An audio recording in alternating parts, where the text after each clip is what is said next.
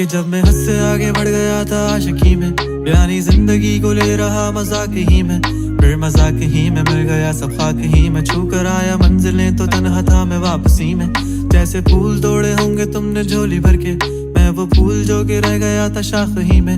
जैसे ख्वाब ही में ख्वाब गाहे आँख ही में, पल से पल में क्या हुआ तुम रह गए बस याद ही में। एक सवाल मचलता है मेरे दिल में, कभी तुझे मैं भूल जाऊं या तुझे मैं याद करूं।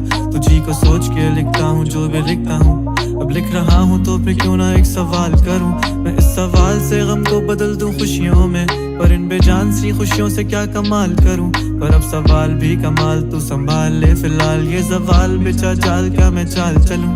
चाल चल तू अपनी, मैं तुझे पहचान लूंगा। मैं अपनी महफिलों में सिर्फ तेरा ही नाम लूंगा। तुझे पसंद है धीमा लहजा और बस खामोशियां, मैं तेरे खातिर अपनी खुद की सांसें थाम लूंगा। क्या तेरे सारे आंसू मेरे हो सकते